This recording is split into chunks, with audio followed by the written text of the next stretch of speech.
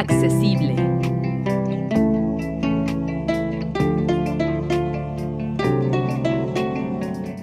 Hola, ¿qué tal amigos de Accesible FM? Hoy estamos en casa de Miguel Aquino, que es un psicólogo que nos va a platicar sobre su discapacidad, pero antes de pasar a ello, quiero recordarles que nos sigan en nuestras redes sociales, Morelos TV, Radial 3.14 y desde luego Universal Sónica. ¿Cómo estás, Miguel? Muy bien. ¿Por qué no nos cuentas más a fondo cuál es tu discapacidad? Mi discapacidad es una lesión medular a nivel C3, C4, adquirida hace 12 años cuando yo tenía 15 años. Esa es mi discapacidad. ¿Y cómo fue o cómo se dio este proceso de aceptar la discapacidad? Porque al ser adquirida yo creo que a veces cuesta mucho más trabajo porque no hay tiempo de por medio y además pues tú eres bastante joven, cabe decirlo, entonces no es que tengas la discapacidad desde hace mucho tiempo, ha sido un proceso, yo creo que aún lo es. ¿Por qué no nos dices cómo se dio este proceso? Sí, bueno, yo creo alguna vez un buen amigo me dijo este pensamiento de que qué era mejor si tener discapacidad adquirida o discapacidad de nacimiento. Yo creo que en el mundo en el que vivimos tener discapacidad como sea es muy complicado. Entonces, efectivamente, considero que la parte complicada de la discapacidad adquirida es precisamente cómo vivir todo ese duelo, ¿no? Esas pérdidas que se llegan a dar. En mi caso, mi proceso, pues tal como tú lo dices, creo que aún tantos años después todavía sigue, ¿no? Toda esta parte de aceptar, con la discapacidad, pues hacer más cosas y poder, pues superarlo, ¿no? Creo que todo comenzó, pues desde el momento uno que yo la adquiero, ¿no? Como que ir adaptándose más que nada. Creo que eso es la parte más importante, el adaptarse a las nuevas circunstancias y pues poco a poco ir aceptándolo al fin y al cabo. Yo creo que hay algo importantísimo en lo que tú mencionas, ¿no? De que de pronto cuando se adquiere una discapacidad, dices que pues puede ser peor o no. Lo importante aquí que hay que destacar que es que la discapacidad no se elige. La discapacidad nos toca a cualquier edad, pero evidentemente el proceso va siendo distinto si es adquirida o es de nacimiento. Hay una cuestión que yo siempre me gusta decirlo así, como la resiliencia. Somos resilientes con nuestra discapacidad, pero estoy casi segura que si nos dieran a elegir, ¿te gusta la discapacidad? Dirías, no me gusta vivir con discapacidad porque evidentemente te abre un mundo distinto, ¿no? Sí, claro. Más que nada considero que porque el mundo, y no solo iba a decir México, pero no, creo que todo el mundo no está preparado para que las personas con discapacidad podamos desarrollarnos plenamente en él. Entonces desde ahí creo que ya, desgraciadamente, pues ya tenemos muchas desventajas por el simple hecho de tener una discapacidad. ¿Y cómo se dio la relación con tu familia o qué pasó con tu familia a partir de que tienes la discapacidad? Sucede algo que creo que es muy común y dándome cuenta como ya más adelante, como platicando con otros compañeros con discapacidad, mi familia se fragmentó. A los 6 meses de que yo tengo mi accidente y adquiero la discapacidad, mi papá, como se dice por ahí, se fue a comprar cigarros. Definitivamente se desentendió de esta parte tanto de mí como de la familia, ¿no? O sea, con él no tengo relación actualmente, desgraciadamente. Y sí, precisamente pues quedé solamente viviendo con mi mamá y mi hermano menor. Y es un proceso de todos los días, como bien lo dices, hasta hoy, pues de ir desgraciadamente luchando contra todos los obstáculos que supone la discapacidad. Entonces pues así se fue dando. En primer momento pues esa fragmentación familiar y más adelante buscar la resiliencia con las personas pues que tengo alrededor mío. ¿Y cómo es que decidiste estudiar psicología? Bueno, la cuestión con la psicología es que todo mundo lo dice, ¿no? Desde que entras, que la estudias como para tratar de solucionar tus problemas, ¿no? Yo creo que en parte tiene que ver con eso, a lo mejor inconscientemente, pero por otra parte que me apasiona mucho. Creo que es una disciplina muy bonita y en mi caso creo que la he podido utilizar pues para mejorar muchas cosas, no solo de mí, sino de las personas que me rodean, de la sociedad. ¿Por qué no platicamos ahora del programa de inclusión de la UAM? Porque afortunadamente Accesible ha tenido la fortuna de entrevistar a varias personas que han entrado en ese programa, pero todas coinciden en una cosa, ¿no? Como que hace falta mucho trabajo y yo creo que es importante evidenciarlo, no para buscar culpables, sino para mejorar este sistema que lo que busca es que las personas con discapacidad puedan estudiar. ¿Qué crees que le haga falta a ese programa?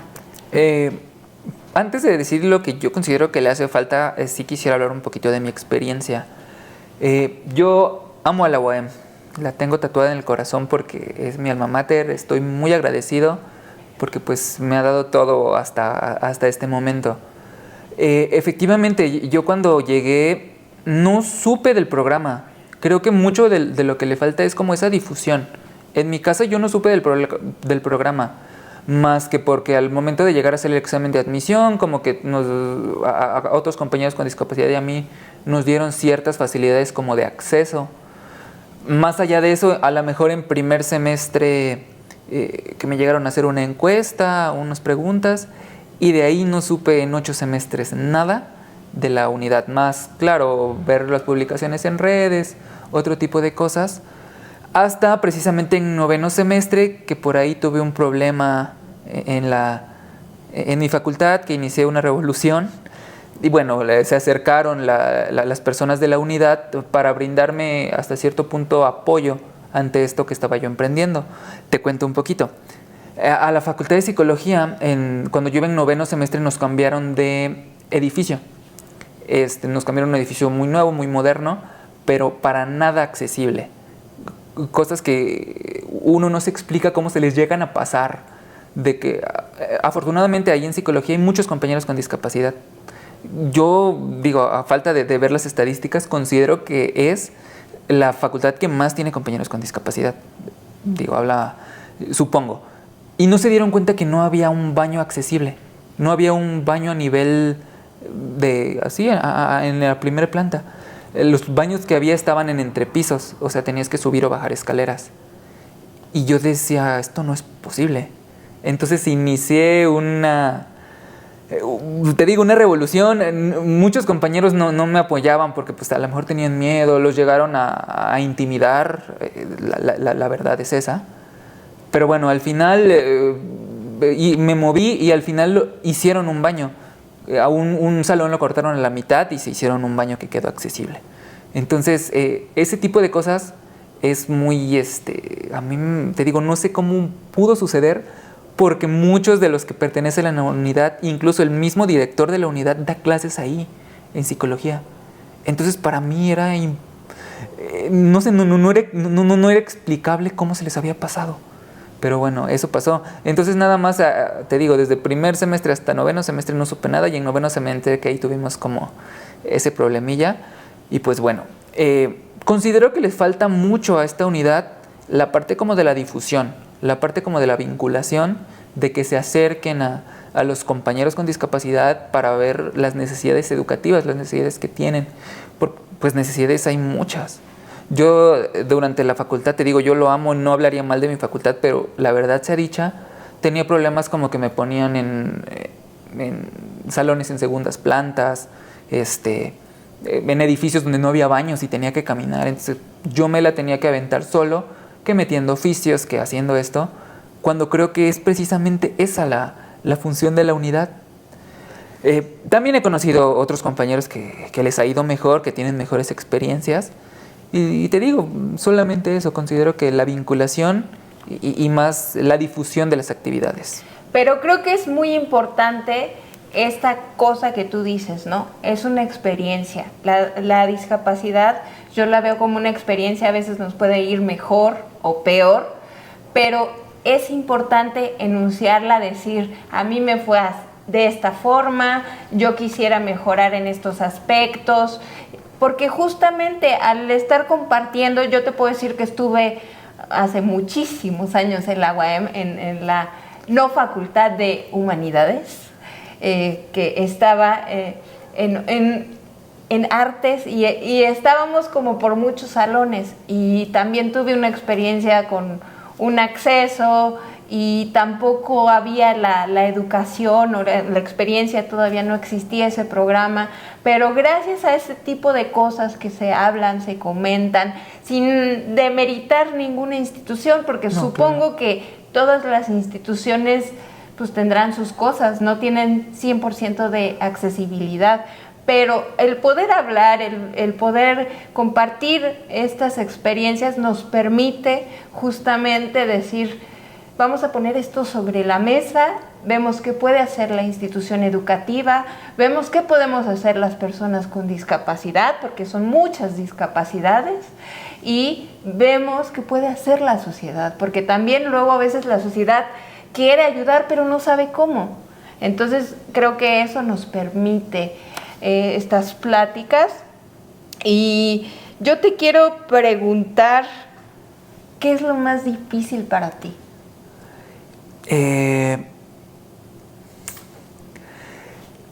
Te lo comentaba cuando tuvimos la charla previa, que yo me considero que las personas con discapacidad, a lo mejor como grupo no somos los más vulnerables, pero yo sí creo que las personas más vulnerables de todo el mundo sí pertenecen a las personas, al sector de personas con discapacidad. Yo, es lo que platicábamos antes, me considero muy privilegiado, porque afortunadamente muchas condiciones han dado en mi vida que me permiten tener algunas más ventajas que otros compañeros. Dado por el caso de la inclusión laboral, la cuestión de que tuve acceso a esta parte de la educación superior.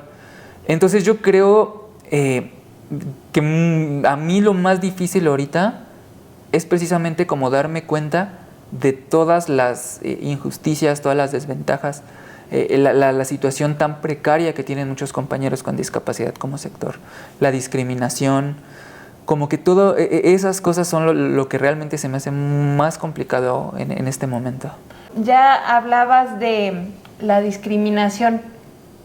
Para ti, ¿cómo sentiste? ¿Cómo llegó a ti la discriminación? Porque esa es una experiencia muy personal que puede ir desde una mirada, desde que te hablen feo, desde que te digan pata chueca, desde que te hagan una grosería. ¿Cómo llegó a ti esa discriminación que dices, caray, esto duele? Porque la discriminación duele, y podemos usar el sentido del humor a lo mejor, o podemos hacernos de una coraza durísima, y para ellos dicen, no le importó, no, pero en el fondo sí duele la discriminación, y duele mucho. ¿Cómo fue tu experiencia? ¿Te puedo contar una anécdota? Claro. Antes. Discriminación desde siempre. Creo que, como dices, miradas, no sé, que nos tratan mal. Por ejemplo, yo uso mucho Uber, que los Ubers no se quieren parar, que me hacen caminar. Ese tipo de cosas, como esa falta de sensibilidad. En la escuela también te digo, esas cosas creo que muchas veces no las vemos, no las queremos llamar discriminación, porque es una palabra fuerte. Pero eso es discriminación. El que sepamos que hay compañeros con discapacidad y no tomemos las precauciones para que su estancia en la escuela sea lo más accesible, eso es discriminación. Y como esas muchas más situaciones que, bueno, uno va pasando, ¿no? Uno se va acostumbrando. Pero te voy a contar una anécdota de cuando yo dije, no, esto está fatal.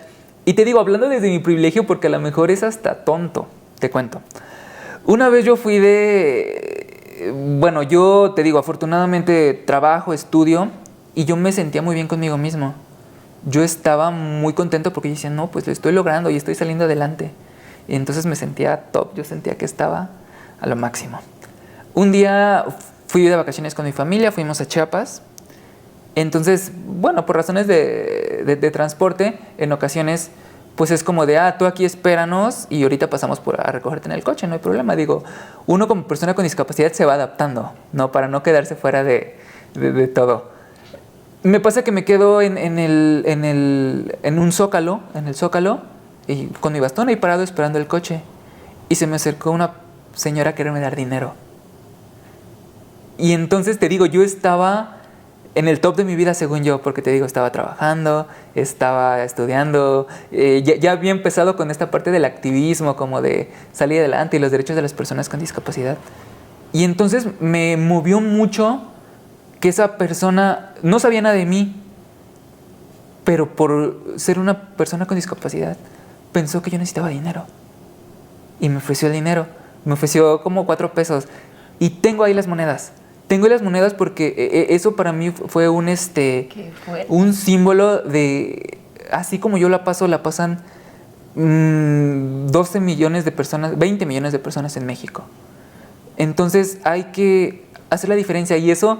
No, digo, yo me quería matar, me sentía súper mal porque yo decía, entonces todo lo que hago no vale para nada. Y te digo, ahí tengo las monedas y son mi tótem, ¿cómo se dice? Ajá. Son mi símbolo de que hay que hacer algo por cambiar la vida de las personas con discapacidad. Mira, algo de lo que mencionas que yo creo que vamos a recapitularlo porque es de vital importancia, que tiene que ver el privilegio, ¿no? Estamos hablando de que tanto tú como yo trabajamos, terminamos una carrera, somos, pues ahora sí que personas con discapacidad que han llegado a un nivel que otras personas no. Entonces, yo creo que ahí hay un compromiso, pero sí hay que decirlo, estamos desde un privilegio y no es malo decirlo porque nos permite mirar de una manera. Es decir, estamos haciendo el análisis, estamos tratando de buscar respuestas a partir de donde estamos sentados, tú y yo. ¿Para qué? Para que los que tienen menos que nosotros puedan acceder pues a lo mínimo, que tendría que ser mucho más, porque a veces hablamos, a lo mejor dicen, tú tienes un trabajo, tienes un salario, pero pues a lo mejor necesitamos que se nos aumente el salario porque tenemos otras necesidades. Claro. Y si no lo externamos, pues nunca va a pasar. Entonces, desde el privilegio estamos hablando para ayudar a los que están abajo de nosotros, y yo creo que eso, tener conciencia de eso, nos va a permitir que realmente ese sector se dignifique y no sea visto con lástima. Claro. Ahora bien, hablabas de que estás haciendo cosas por este sector. ¿Qué cosas estás haciendo? ¿Qué iniciativas estás queriendo llevar a cabo para que este sector realmente se dignifique? Bueno, te digo, más o menos ya tendrá... Digo, es poco a comparación de la trayectoria que tienen otros compañeros, pero yo me estoy enfocando más que nada a la parte de la participación, de la representación de las personas con discapacidad en puestos de toma de decisiones. Considero yo que a nivel gobierno no se puede legislar, no se puede en materia de discapacidad si no conoces la discapacidad. Y creo que ejemplos vemos todos los días. Digo, existen tantos tipos de discapacidades, y cada una de esas discapacidades, aunque sea, por ejemplo, yo que tengo una lesión medular, aunque haya otra persona con la misma lesión medular, no tiene las mismas condiciones que yo.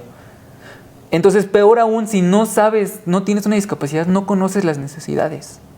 No puedes, y lo hemos visto, digo, en muchísimos ejemplos, ¿no? Por ejemplo, que el día de la discapacidad se les ocurre, vamos a dar sillas de ruedas.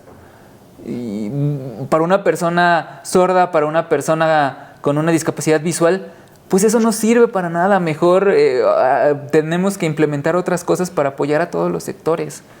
O esta parte asistencialista también. Entonces yo creo, y lo que más he estado trabajando es esa parte de buscar legislar, de buscar incidir en la manera en la que las personas con discapacidad somos representados. Obviamente también creo que esta lucha por la discapacidad pues tiene que ver con muchísimas cosas, ¿no?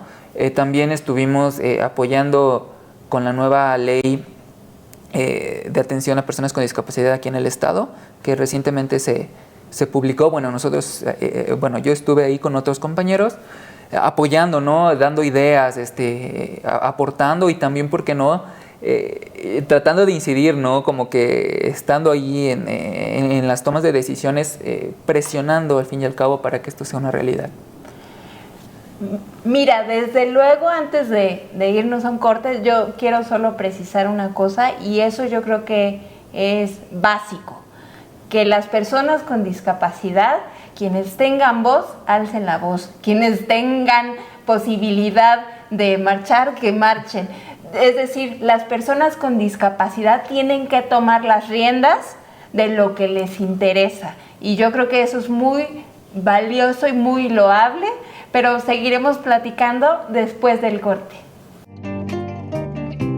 Regresamos.